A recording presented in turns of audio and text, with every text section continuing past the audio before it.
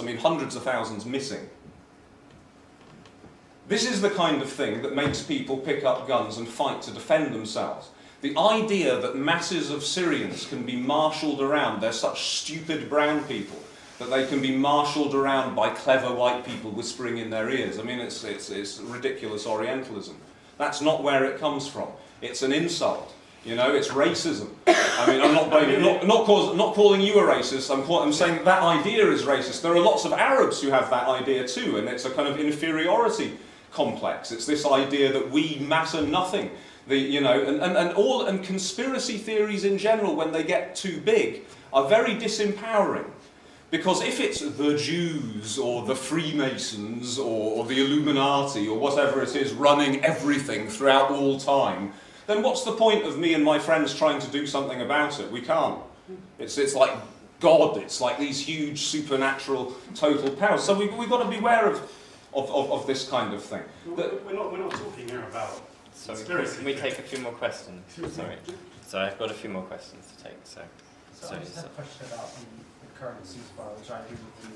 What we're seeing is military escalation, the ceasefire is simply a mirage trying to cover that. Can't hear over here. I'm just talking about the current ceasefire, and I just think that, and I agree with you, that the ceasefire is just a mirage trying to cover military escalation. The question I wanted to ask was why the Russians have decided in that context to sign this ceasefire, and is it because they are concerned about potential involvement of Turkey and Saudi Arabia in Syria? I don't know actually, because I don't know, I can't give a definitive answer, because I don't know what's going on behind the scenes, and I don't know, the Turks and the Saudis are making all these noises about various things, and usually when, certainly the Saudis make lots of noise, it comes to nothing at all, but then it may be that there are things that we don't know about that are going on, so I don't really know, and I haven't seen the news today. Is there a ceasefire? I just heard at 1:15 p.m. 5 barrel bombs dropped on Idlib. Exactly, so there's no ceasefire. Okay, there we go. So, what a surprise. But the Russian planes are on the ground, that's the point I'm trying to make. The Russians have decided to ground their planes. Okay, I think it's part of their diplomatic game. I don't think that there's a peace process or a settlement process or a negotiations process. All sides have got permission to bomb terrorists. Okay? Now, the Turks describe the PYD, connected to the PKK, as a terrorist organisation, so therefore, what Munich said, very like 1938 Munich, what Munich said was that that terrorists are exempt, so the Turks will of course interpret that as we can keep shelling the PYD. The PYD at the moment, very sadly, are in some areas are moving into Arab majority areas and which are defended by the Free Army, and they are falsely claiming that they're fighting Nusra, a terrorist group. So they will give themselves permission, if it's tactically useful for them, to continue doing that. Assad considers everybody in armed opposition to him or in opposition to him to be a terrorist. So he's obeying the ceasefire today by dropping 5 barrel bombs on Idlib because there are terrorists in Idlib, according to him. The Russians say that it's interesting their planes are on the ground because they said after they signed up to the ceasefire, they provided a map of areas in which there is a Nusra presence. And then it's like all of the whole thing, apart from a millimetre here and a millimetre there. So I think they're playing a diplomatic game. I think they realise that the tone has changed a little bit in Europe and America towards them in the last weeks, when they're realising just what a hell of a mess this is. That this is because what the Russian plan is, and they may be succeeding at the moment. This is like maybe in some ways the worst moment we've been in.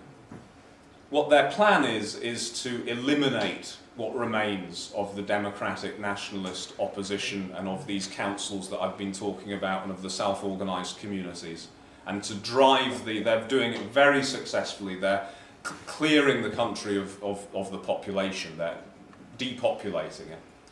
And then what they're hoping is that all that will be standing, the only two forces left standing, will be Assad and ISIS, or Assad and the mad jihadists, whether it's ISIS or a successor organisation or a mixture of an alliance of ISIS and Nusra later on. It'll be the mad jihadists and Assad. and there'll be no confusion at all. There won't be people like me won't be able to say, but look, there are councils, and look, there's a militia which isn't killing. And then Putin thinks that the whole, and he's probably right, that all the states in the world will be happy and won't complain when he destroys, lays waste to the country to win it back for Assad. He won't be able to do it. What this is now, it started as a protest movement, it became a social revolution, then it became an armed uprising, a revolutionary war. Now it's transforming again into a national liberation war. This is the language that people are starting to use in Syria. The troops which are winning all of these victories for Assad are not Syrian troops. They're Iranians and transnational Shia jihadists on the ground, and Russian carpet bombing, the key thing, in the air. Now, if they destroy the Democrats, it will be the jihadists will be the leaders of this national liberation struggle. And the nature of national liberation struggles is that in the end they tend to win. Even if it takes 20 years, 30 years, in the end they tend to win. And there you go. It seems that for the West, for people in Europe in particular, just for their own, not because they love democracy or they love Arabs or they love Kurds or they want freedom in the world, but just for their own self-interest and their own security, it seems to me that they should be trying to do more to stop what's happening at the moment and to support the Democrats that are still surviving there. First of all, I thank you about all the information you delivered. It's very useful information. Secondly, I think Saudi, Qatar, and Turkey, all of them, they are really friend for Syrian people. They are? Sorry? They are really friend for Syrian people. But just you mentioned one thing, which you said Saudi support Jaish al-Islam and which they fight ISIS. But you said, which I disagree with you, and I would like to clarify this point, which is Qatar support more extremist Islamist groups.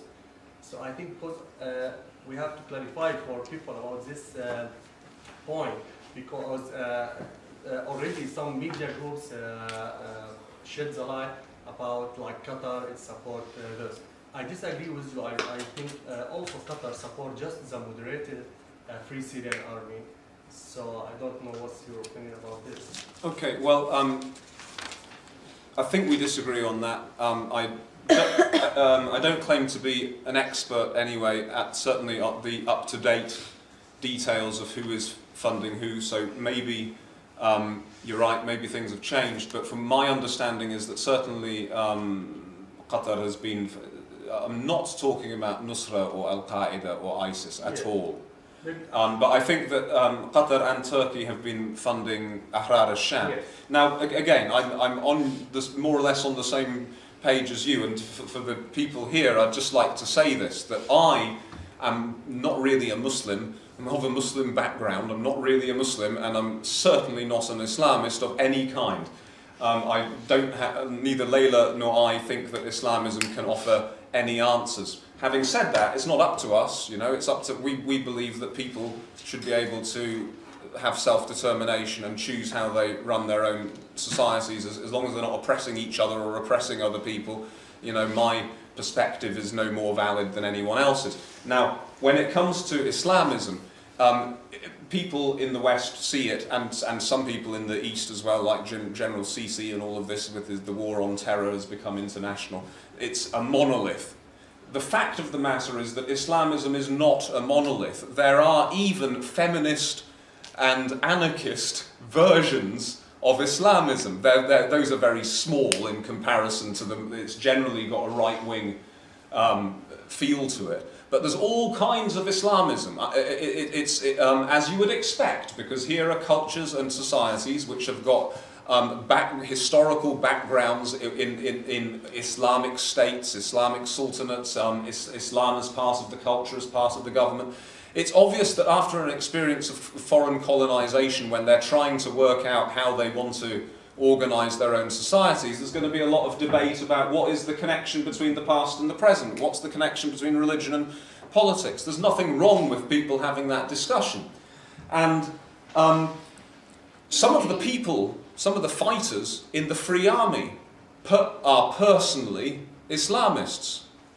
But they're in Free Army militias, so that means that they're not fighting because they want to... Yeah, maybe Islamists, but not extremists. I'm coming to that. Yeah, okay. Some of the people even in the Free Army will be like, I'm here fighting because I want to defend myself from the regime and get rid of this regime. Personally, yes, I think I'd like to live in an Islamic state. You know, then there are the maybe more committed Islamists who are in groups like Jaish al-Islam and Ahrar al-Sham and many others, but those are the two big important ones. Now, I don't like their politics in a lot of ways, but these people have a Syrian constituency and a Syrian agenda. They do represent real communities in Syria. You can't say that that's not allowed and it's barbaric any more than you can say the Labour Party in Britain isn't allowed and it's barbaric. I wish you could, but you can't. So, because they have a constituency. They have shown themselves in practice, despite abuses and despite some very stupid sectarian comments sometimes from some of them, which they've backpedaled on. But they've shown themselves in practice capable of working with others, working democratically, allowing councils to operate in women's centres, collaborating with other militias rather than just dominating them and so on. So I don't like those people's politics. They're authoritarian. We need to get beyond them in the end. But if they're at war with, you know, when those people are defending their communities from Assad and Russia and imperialist attack, and of course I support them. And life for civilians, apart from the fact that Assad and Russian bombs are dropping every day, life for civilians in the areas run by those groups is infinitely better than in areas where Assad or ISIS are in control. And then Nusra and ISIS, these are foreign groups. They're not Syrian, they're foreign groups. They have a global agenda. They have many Syrian members now.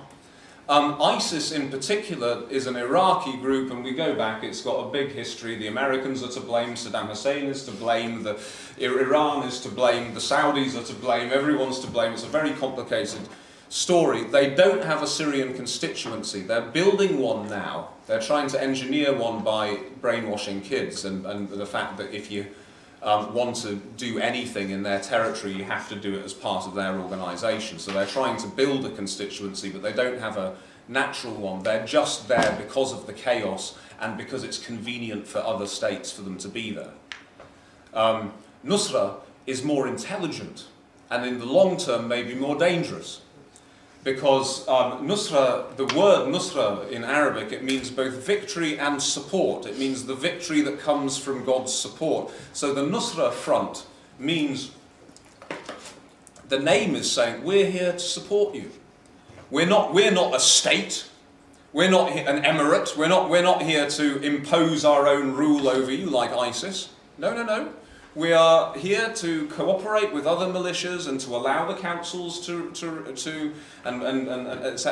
etc., and they're embedding themselves deeper in Syrian society. Syrians are very suspicious of their politics in general, but at the same time, many Syrians are going to say, well, look, he's not oppressing me today, and he is standing there with a gun defending my family from the regime. So you're expecting me to call him a terrorist and kick him out? I'm not going to.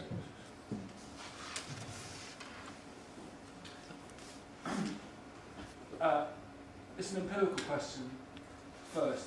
Has the left in other countries, France or the US or Russia or Morocco or wherever it might be, been as bad as the British left in supporting the revolution in Syria? We're still asking, and this is self-criticism, we're still asking for its telephone number, pretty much. We're still asking where it might be, where the councils are now. And if so, why? I think if you've answered implicitly why the British left has been so bad. In no particular order, because Assad's been brilliant at engineering the revolution to be unpalatable. Second, because of Fisk and all his mates' campism, because they are a bit nostalgic for Soviet Empire. And third, maybe just because white people don't easily sympathise with brown people. So that's 3. But I guess there's more. We don't really have institutional links with any country in that region except Palestine. That's it. Yeah, again, I'm not an expert on the state of the left and all the different leftist groups and parties in different countries and so on. I mean, I remember at one point I had a rather heated conversation with the wonderful Gilbert Ashkar, who I like very much. That I was saying, the bloody left, they're all useless and we should just stop calling it the left and start again and so on. And of course Gilbert's a Marxist and a very good one. He's been very supportive of the Syrian Revolution, and he's very attached to the left, or this idea of the left. So he was, in this conversation, he was saying, well, it's the British left is particularly bad, the American left is pretty bad, he said some of the European left is quite a lot better. I don't know if it's true or not. It may be true simply because in some parts of Europe there's more knowledge of the Middle East, there's more background knowledge than there is in the Anglo-Saxon world. France, for example, there tends to be more knowledge of Syria, more has been published on Syria. Until 5 years ago, there were hardly any books in English on Syria. And one of them was that hagiography, that saint's biography of Hafiz al-Assad by Patrick Seal. And now there's lots of books on Syria, but most of them are kind of sensationalist. There's a million new titles about ISIS, the army of death, and ISIS, the militia of murder, and ISIS, the apocalypse of apocalypticness. And I think, well, I don't know where to begin. I think that there's tremendous ignorance of. Before 2011, who had heard of an Alawi? Not many people. Syria is a complicated society, and it's got a very complicated history, and there's just a huge ignorance of the world in general, the Middle East in general, and particularly Syria, I think. I think Orientalism, people who are not bad people, because these are habits of thought. When I say racism, for example, or whatever, I'm not necessarily accusing somebody of personally being a filthy kind of racist who would hit somebody who was a different colour in the street. I'm talking about habits of thought, which are there. They're part of our culture. They're part of our ideology. We all, to some extent or other, have them. Me too. And the Orientalism. I think that people, even without being aware that they're doing this in their own head, the story that those people, those sects in that part of the world have always been at each other's throats, they've always been fighting over religion for thousands of years, that assumption, I think, is deep, and people aren't even aware that they have it. And therefore they don't get to the stage where they ask themselves, wait a minute, why have they suddenly started fighting each other? In Iraq, before 2003, a third of marriages were cross-sect Sunni Shia.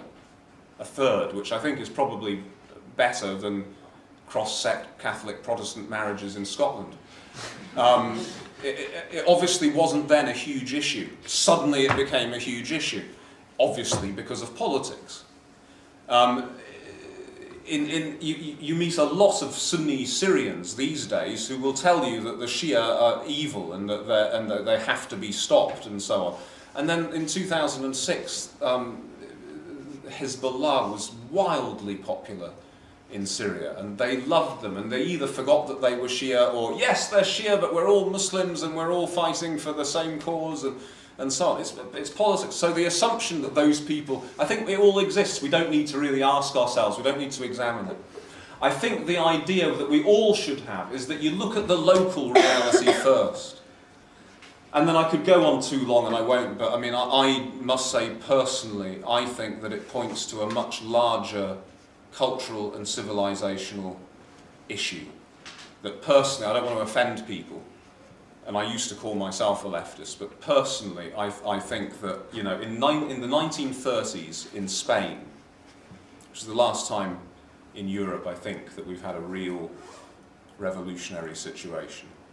In the 1930s in Spain, the revolution was defeated by the Stalinists, by so-called communist state politics, They stabbed the anarchists in the back and started all of that internecine fighting, which then allowed the fascists to win.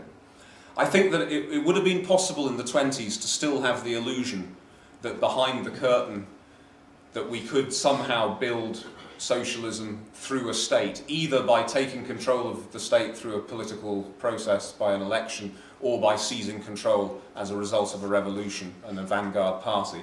I think by the 1930s we should have accepted that this kind of state-led idea of establishing socialism just can't work. It was the dead end. It's a massive contradiction to what I was saying earlier, this Marxist idea that the states are inherently there to guard privilege and class and all of this. You can't have socialism when you have the state. Now, we can't just overnight say, all right, let's destroy the state without putting anything else there, but I think that the left, or alternative people, or people who want something else, or people who think that we could maybe do better than we're doing, should have been spending all the time since the 1930s until now, really working hard at how can we liberate communities. Not how can we have this an idea of industrialization or the ends justify the means that will enslave people for 3 generations so that paradise will come in the 4th. Or, you know, I personally think the whole thing needs to be, and even like Corbyn and all of this, I don't think it's, in his foreign policy, I honestly prefer Cameron. I think Corbyn's completely misunderstood what's happening in the world. And on his domestic policy, yeah, I prefer Corbyn's policy to Cameron. I don't like austerity and so on, but still, it's not really any new ideas.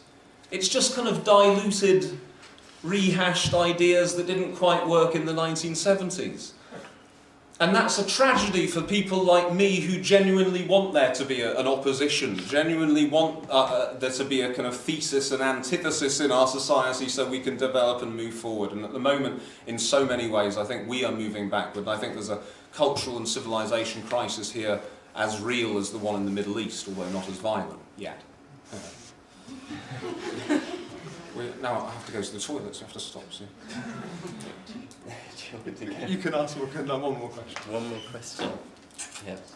I want to hear your thoughts about the Israeli factor in what's going on in Syria, in terms of if they are benefiting from the current conflict, if they are benefiting from what's going on between Turkey, Saudi Arabia, Iran, and Russia, and the United States, and the position from Assad and the future of the state. Okay, in one obvious way they are benefiting, in one other obvious way they're definitely not benefiting. And their influence has actually, I think, been slight, and I'll explain that. The way in which they're benefiting, of course, in general, we can say that whenever Israel is scared of being, of a unified front against it, it doesn't want an Arab world facing it as one bloc. It doesn't want a Muslim world. It doesn't want a kind of a third world alliance or a socialist bloc or whatever. It wants, and it's great if its enemies or the people that don't like it or the regimes which control countries in which people don't like it are squabbling amongst each other, fighting proxy wars against each other. Obviously, that keeps it secure and comfortable in one way. In another way, I think that obviously they don't want this. I think that revolutions in the Arab world are terrifying for every state, especially Israel in the region. It's much easier for them to deal with Arab dictators. They've got military superiority over them, and anyway the Arab dictators have surrendered to them, including the Assad regime. Now here's the thing, some people think it's being targeted because it's a pro-Palestinian, anti-Zionist regime. That's the rhetoric, look at the reality. It's a very sad fact that the Hafiz al-Assad and Bashar al-Assad regimes have probably killed more Palestinians than the Israeli state itself. In Lebanon, in the 80s, they slaughtered tens of thousands of Palestinian civilians. In Yarmouk camp, they've destroyed it and starved people to death. There are other actors who are also guilty there, but it was primarily the regime.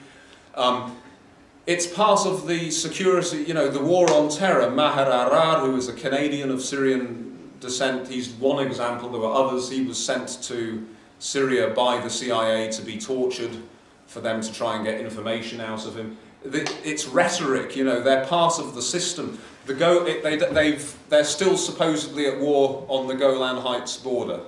Yeah, the occupied Golan Heights border. The occupied Golan Heights border has been quieter than borders of countries which have had peace agreements with Israel. It's been quieter. There has been less cross-border trouble than there has been across the Jordanian or Egyptian borders. And at the beginning of the revolution, Rami Makhlouf, the cousin of the president, gave an interview to the New York Times in which he said, if we are destabilized in Syria, then Israel too will be destabilized. Which most Syrians read that as he was saying kind of openly, like, you know the deal, we're here, whatever we say, we're here to protect you. We're part of the security apparatus in the neighborhood. If you, if you upset things, then you will get trouble. And so please help us. And what's happening with them now, I don't think the Israelis like it. If it's not going to happen now, it doesn't look like it. If you ended up with some kind of democracy in Syria, that would be a real threat to the Israelis. Because they can go to the United Nations and say, well, Syria is run by a dictatorship, so we can't do a peace deal with it. We don't know what the people think. Well, if it's run by a democracy, and which is kind of able to represent itself properly on the world stage, they can't use this kind of propaganda. If it's run by mad Islamists who are committed to destroy every last Israeli, then this is obviously an immediate security threat to them. So, if it's run by nationalists who feel, whether it's true or not, most Syrians feel that Hafez al-Assad kind of deliberately gave the Golan Heights to Israel in 1967. So if you get nationalists coming in who want to kind of roll that back and get rid of that humiliation, that's an immediate threat to Israel. The Israelis in general have been kind of keeping out of it, I think. They've done little things like they've treated some injured people and so on as a kind of maybe a propaganda thing or an attempt to make contacts with groups that may become important later or not. They've occasionally bombed Hezbollah and Iranian installations or weapons which they think are being transferred to Lebanon through Syria. And it may change in the future if, for example, if in the next months Russia, Iran, Assad really do score a very, very big victory, and it begins to look like in the south of the country, near Israel, it's game over for the revolution. So it's no longer a question of playing two sides or watching two sides weaken each other, but there's a strong Iranian military presence on their border. At that point, they may change their policy and start hitting the Iranians more. I don't know. But at the moment, I think they've kind of they certainly didn't start it, they certainly didn't want it, they didn't want the revolution in Egypt, they didn't want it in Tunisia, they didn't want it in Libya. This is worrying for them. And you have to remember as well that these states, these are collapsing. And it's a long historical process. And it can't be stopped. There will be counter-revolutions and all kinds of things and so on, but this is a process that is going to go on over decades. And it's terrifying for Israel, I would imagine. Robin, I was just going to say if we could maybe see if David had a question for you at all, and I think Leila was going to ask you one, then maybe we'd wrap up. No, that's great. That's fine. Okay, so Robin, to one of the 2 points, obviously we've discussed a lot on the Islamic State, and the second kind of critical problem for Syria, but kind of alluding back to the first point on the refugee issue, maybe give a little insight to the audience in terms of this being a bigger problem in the sense of the European issue, in terms of kind of externalizing the asylum policies and kind of the fear of more people coming over this issue as more and more Syrians are displaced. So I don't know if you want to shed any insight on. I don't know what to say really that I haven't said already, except that it's bringing out the filth in everybody, this, isn't it? And the good things too. You see that, what was he called? They've really got a rabid bunch of whatever they are for Republican candidates this year in America, haven't they? The Ben Carson is one of them. Ben Carson said that Syrian refugees are rabid dogs. I don't know what the Syrian refugees have done to Ben Carson. I don't understand. I mean, that was after the Paris attacks, claimed by ISIS, which was done by French and Belgian people, not Syrian refugees. I don't know. It also it shows you that what a kind of sad world we're in, where and the poverty of our so-called democracy, in which for the last couple of decades this discourse in Britain, for example, it's been Labour, Tory, Liberal. It's not just UKIP at all. I mean, they're just a bit more straightforward about it. They've all been. You don't hear any politician going out and saying, actually, I've just read a study which shows that in the medium and long term, although in the short term it is a bit difficult, in the medium and the long term, it's really good for the economy to have immigrants, that it makes the place a more attractive country to other people, it makes it, etc., etc. They'll never say this because it's all, they're always saying, oh, we will make sure that we let less in than the other party, and so on. So, and then the media, and it's very sad. It's very sad. After the thing that happened in Cologne with the horrible thing on New Year's Eve when all these women were harassed and it seemed organised, kind of pickpocketing going on at the same time, and so on. A lot of people were blaming Syrian refugees. A German newspaper, to its credit, did a study and came up with that it was like 0.5, 0.2, it was something like that, of Syrian refugees had any kind of criminal run-in, you know. On the other hand, we've seen, I mean, I was in Greece a few months ago. I didn't go to what I keep meeting people who go to Lesbos and places like this to do this kind of solidarity work. I didn't do that. I was just in Greece with seeing some Greek friends and having a bit of a writing holiday with Leila and travelling about a bit. And the place was full of Syrian refugees everywhere. You couldn't avoid them, you know, and especially the port. Piraeus was absolutely jam-packed full of Syrian families from all backgrounds that we were talking to. But the positive thing there was that we were talking to our Greek friends and hearing about all these grassroots initiatives, just really decent human solidarity where people were doing whatever they could to actually go down to the beach and get people out and put blankets around them, or meeting refugees in cities and what do you need? Do you need safe houses? In Spain, I met a group of anarchists who were squatting places. They would open up a squat. And they would open it up I think in Spain it's 3 months or something. There's a certain amount there's a legal period where before that period is up, the police can just come in and grab you and arrest you and take you off or kick you out or whatever. But after that period has passed, then there are more complicated procedures to go through and there have to be warnings and so on. So what they were doing, the Spanish anarchists were squatting this place. After 3 months had passed, they would then bring in homeless immigrants and give them the rooms in the place, because then the immigrants couldn't squat the place themselves at the beginning because they're immigrants, then illegal immigrants, a lot of them, and they would have the police would have run in, arrested them and deported them or whatever. So that, you know, you see that these are just like, I still have faith in human beings on that kind of, on the human level, that you see great stuff too, but it's a rapidly growing problem. Something like a quarter of the Lebanese population is now refugees. So imagine that in Britain. We've got, 60 million people in Britain or something? So what's a quarter of 60? 15? If 15 million of our population were recently arrived Syrian refugees, that's what it's like in Lebanon. And remember that the majority of Syrian displaced people are living inside Syria because they're too poor to get out. You need $1,000 or $2,000 usually to get out of the country, to pay somebody to get you past checkpoints, to bribe people to get you across a border and so on, to transport you through war zones. And the vast majority of Syrians don't have that. And when I was in Syria very briefly, thank God, in 2013, I saw this. I'd already been at Atme camp on the border, on the Syrian side, which is appalling. And then as you go in, it gets worse, and it's people just living under bushes, and people with absolutely nothing, or people living in bombed out buildings with rats and so on. It's absolutely appalling. On that happy note. Yeah.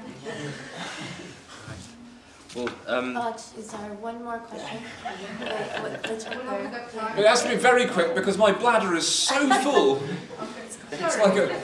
Sorry, you didn't want to know that. Sorry. I was just interested to know, to bring you back to the book and to know more about the writing of it, especially with Leila. And did you do different chapters, or, and you know, if she were here, what emphasis would she be putting, or would it be the same as yours? You know, the co-writing process must have been interesting. We come from like different backgrounds. Well, we're both British Syrians, so I suppose that's quite similar. But we come from different backgrounds in the sense that Leila has got a much more of a political activist